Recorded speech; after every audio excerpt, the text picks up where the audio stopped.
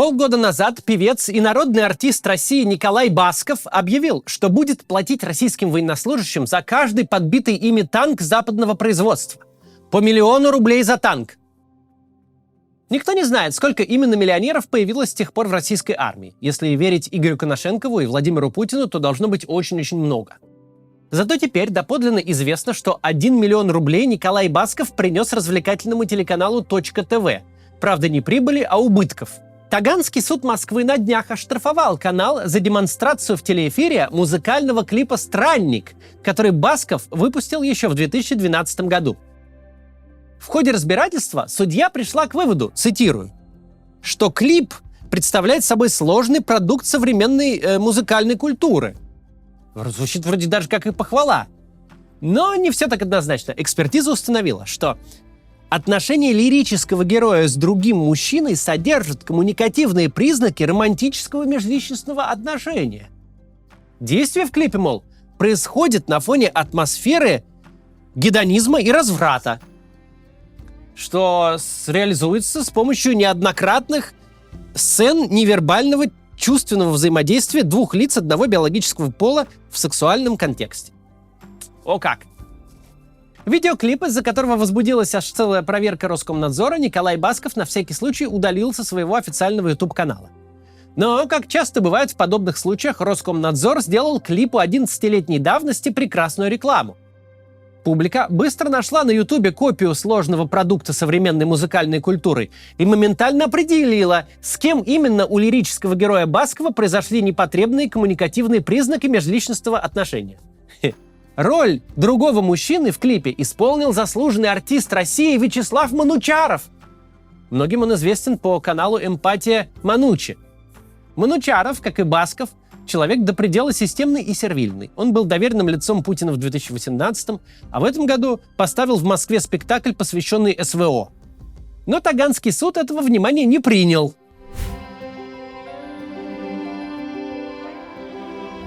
Еще 24 февраля прошлого года Владимир Путин обозначил в качестве одной из целей войны борьбу против ЛГБТ. Правда, тогда он воспользовался обтекаемой формулировкой. Заявил, что с помощью танков и самолетов он собирается противостоять западным псевдоценностям, которые ведут к вырождению и противоречат самой природе человека. Потом и Путин, и уж тем более его информационная обслуга стали изъясняться более определенно. Мол, у России 2 союзника – армия и флот, и 2 врага – НАТО и ЛГБТ.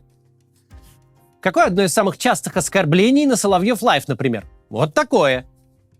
Вот он пишет: очнись, Вова, у нас страна в полной жопе. Конечно, у тебя страна в полной жопе. У тебя президент Зеленский пидорас.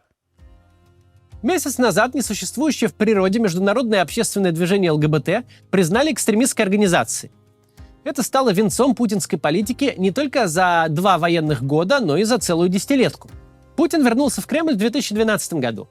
Вернулся не то чтобы прям гладко. Страна отреагировала на его возвращение крупнейшими акциями протеста в 21 веке. Путину тогда так и не удалось объяснить гражданам, зачем он им нужен еще на 6 лет. Не смог он предложить людям и картину будущего, потому и взялся за традиционные ценности. В 2013-м Путин подписал федеральный закон о запрете пропаганды ЛГБТ среди несовершеннолетних. То был началом истории. Травоядные времена еще тогда были по нынешним-то. Но не сработало. Сегодня мы смутно припоминаем ту Россию, которая была до возвращения Путина к власти и появления закона о пропаганде ЛГБТ. Самую прекрасную страну на свете, которая с интересом следила за отношениями челябинского фрезеровщика Ивана Дулина и начальника цеха Михалыча. Суровый Челябинск своих ТНТшных земляков не стыдился, а напротив, продавал туристам знаменитые красные труселя с разными надписями. Нынешний же ТНТ обесцвечивает радугу в музыкальном клипе. Сейчас солистка группы «Винтаж» Анна Плетнева должна оправдываться за песню 2009 года «Ева», которую ей запрещают петь. В последнее время, представляешь, запрещают иногда петь песню «Ева». По закону нельзя. Я не знаю, можете это вырезать, но реально это так. Оставим.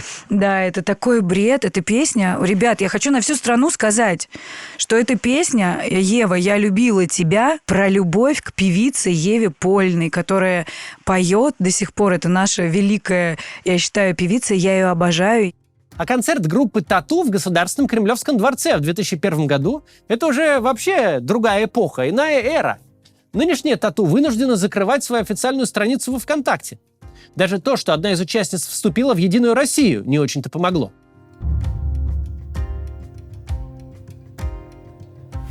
Каждый россиянин может провести небольшой эксперимент. Взять Конституцию Российской Федерации, можно даже в последней редакции, и почитать 2 главы: «Основы конституционного строя» и «Права и свободы человека и гражданина». А потом ручкой вычеркнуть те статьи, которые не исполняются, либо игнорируются, либо существуют противоречащие им федеральные законы. После такого вычеркивания нетронутой останется лишь одна статья. Та, которая гласит: наименование «Российская Федерация» и «Россия» равнозначны. У некоторых соотечественников существует убеждение, что они могут жить при такой системе, и у них будет все хорошо. Мол, если нет единого для всех и каждого права, то существуют какие-то понятия. Мол, достаточно демонстрировать властям свою лояльность и полезность, и никто тебя не тронет. Ведь ты в доску свой, да еще и нужен системе. Режим, дескать, сам заинтересован, чтобы в выжженном пространстве государственного беспредела у тебя был свой безопасный, комфортный оазис. Снимут с эфира музыку Андрея Макаревича, Бориса Гребенщикова, Юрия Шевчука, но точно не твою. Вот только это не работает. Сравнение путинского режима со сталинским — тема заезженная и не особо верная. Но есть кое-что общее. Что сталинский режим, что путинский, они оба плодят бюрократические структуры, которые, возвысив себя и над законом, и над здравым смыслом, обслуживают в первую очередь свои корпоративные интересы. И только во вторую очередь сам режим. И те люди, которые считают, что смогут жить в сегодняшней России по понятиям, не сильно отличаются от тех, кто при сталинской системе думал так же, а потом писал письма про произошедшую чудовищную ошибку. Грубо говоря, НКВДшнику, который получал сверху разнарядку на выявление врагов народа, недосуг было разбираться, насколько ты лоялен и полезен всей сталинской системе в целом. Он работал в своей отдельной НКВДшной системе, у которой горел план по посадкам и расстрелам. И если ты хоть где-то и хоть как-то подставился, хоть как-то дал повод привлечь себя к ответственности, то тебя непременно привлекут. Даже если это будет в обход советской конституции, самой прогрессивной и демократичной в мире. А если ты не подставлялся даже, то, в общем, тоже могут привлечь. Даже тем более привлекут. И что какой тут высказался? Нет на тебя ничего. Тем более подозрительно. Роскомнадзор, конечно, не НКВД. Но принцип тут тот же. Ему все равно, Басков ты или не Басков. Не посмотрят ни на твое членство в Путин-Тим, ни на твои интервью, где ты высказал почтеннейшее почтение Путину. Расстрелять тебя, пожалуй, не расстреляют, времена не те. И оштрафуют даже не тебя самого, а тот телеканал, который твои клипы показывает. Но с небес на землю система все равно тебя спустит. Еще и нервы помотает, и творческую жизнь непременно усложнит. Система не скована ни законом, ни правом. Она состоит из кучи инстанций с их шкурными корпоративными интересами и может запросто одной рукой гладить тебя по голове, а другой рукой отправлять твои клипы на полку. И пиши потом сколько угодно верховному правителю, что, мол, случилось недоразумение. Ему таких писем шлют тысячи. И он сам не для того выкармливал своих церберов, чтобы чуть что выдирать у них кость изо рта. Наблюдать за тем, как оказывается под запретом клип одного из самых лояльных путинских певцов, дело занятное и в чем-то даже веселое. Как говорится, за что боролся, на то и напоролся. Что-то похожее можно сказать про некоторых так называемых военкоров-пропагандистов, вроде Татьяны Монтян, которым их вроде как коллеги и товарищи устроили безудержную травлю. Таким режимом, как сталинский или как путинский, когда дело доходит до репрессии, чихать с высокой кремлевской колокольни, насколько ты им лоялен и полезен. У тысяч самых преданных сталинских чиновников, самых выдающихся ученых, оружейников, деятелей культуры, воспевавших советский строй, в биографии значится одна и та же дата смерти – 37-й или 38-й год. Те, кто писал им приговоры, не терзались на тему того, как плохо они делают самому Сталину, лишая его нужных кадров. Сталин сам выстроил государство таким образом и сам наделил структуры такой властью. И, кстати, кто потом писал приговоры тем, кто до этого писал приговоры, они тоже особенно не рефлексировали. Владимиру Путину кровь из носа нужно гиперзвуковое оружие. Это никак не мешает ФСБ и ручным судам упечь за госизмену уже 11-го по счету конструктора этого самого гиперзвука. Путину нужны гиперзвуковые ракеты, а ФСБшникам нужны палки. И палки важнее ракет. Что ж говорить про творчество придворного певца? Клипов с разными всякими содержаниями у него в карьере было предостаточно. Значит, можно много палок нарубить. Не ФСБ, конечно, пока, а Роскомнадзору.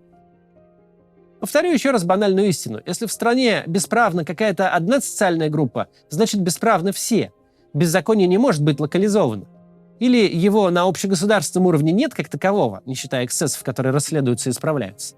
Или же беззаконие пропитывает все сферы жизни, без деления на своих и чужих. В такой стране даже самые привилегированные касты, чья жизнь с виду благополучна и даже роскошна, будут жить в вечном напряжении, потому что их права и свободы – вещь относительная и непредсказуемая. В данной конкретной ситуации действительно сложно удержаться от злорадств, тем более, что никто не умер и даже не сел. Просто певцу показали, где его место в пищевой цепочке, и принудили удалить свой клип со своего канала. Плюс сильно ударили по кошельку. Теперь телевизионщики трижды подумают, прежде чем поставить клипы Николая Баскова в эфир. Что для артиста эстрады весомый удар. Прям злорадствовать все же не надо, потому что произошедшее – это очередной правовой абсурд, которого в нашей стране быть не должно. Но вот пошутить над этим, думаю, можно. Юмор всегда помогал людям при всякой диктатуре. Мы посмотрели на Ютубе копию того самого клипа, который Басков удалил со своего канала, и почитали там комментарии. Сейчас я некоторые здесь зачитаю, что называется народное творчество. Не клип, а семейные ценности. Смотрим, как в последний раз. Спасибо Роскомнадзору за то, что не даете забыть такие шедевры. Оказывается, у Баскова есть клипы «Огонь». Кто б знал, если бы не новые законы РФ. Где еще можно посмотреть экстремистские материалы? Никогда бы не подумал, что буду искать клип Баскова на Ютубе. Но после такой пиар-компании не удержался. Мне 16, только что посмотрел клип со своими отцами. Считаем, что нужно запретить это безобразие. Посмотрел, стал геем. Как теперь жене в глаза смотреть буду? После просмотра данного материала мой родитель номер 1 проявил коммуникативные признаки романтического межличностного отношения к родителю номер 2. Осуждаю. Зашел уточнить, насколько отношения лирического героя мужчины с другим лицом мужского пола содержат коммуникативные признаки романтического межличностного отношения. Что ж теперь делать Баскову и Манучарову? Как оправдать непотребство? Где скрепы? Басков, которого мы потеряли. Но главный шедевр во всем этом, пишут в комментариях, безусловно, текст судебной экспертизы. Посмеяться над всем этим, опять же, в общем, нормально и правильно. Никто не сел, не погиб, ничего не случилось, кроме того, что система вдруг дала поддых своим самым верным соратникам. Но вот о чем бы я задумался на месте тех людей, которые что-то из себя представляют и эту власть поддерживают, на месте этих вот верных соратников. Хорошо, что сегодня это Роскомнадзор со штрафом и суд со смешной экспертизой. А что если завтра это будет прокурор с 10-летним сроком за участие в экстремистской организации? Или за измену родине? Или еще за что-то такое? И вы ничего никому не докажете и не объясните, а просто навсегда исчезнете. Будете изучать небольшую камеру и налаживать отношения с другим бедолагой, севшим за мошенничество или за наркоту, или за еще что похуже, который отныне будет жить от вас в одном метре много лет. А может быть, таких будет 10. За вас никто не сможет попросить, и вам никто не поможет. Вчера 12 лет дали бывшему министру Абызову, который был ближайшим соратником бывшего президента и премьер-министра. И чего? Ничего. Поедет в колонию строгого режима и вряд ли когда-либо оттуда вернется. Все эти ученые, на которых открыли дела о госизмене, вы же не хуже меня понимаете, что никакой госизмены не было. Просто какому-то ФСБшнику понадобилась звезда на погон. И вот ученые стали кормом. А если завтра кормом станете вы? Задумайтесь об этом. Это цена жизни в системе, которая существует по понятиям, а не по писанному праву. Я понимаю, что сейчас вы ничего не можете сделать, как и я, как и все мы.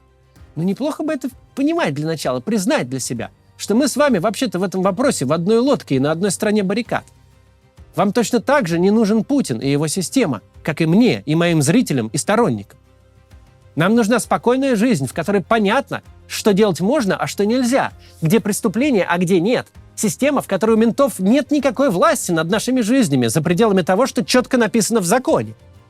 Сейчас мы ничего не можем сделать, но момент придет. До завтра.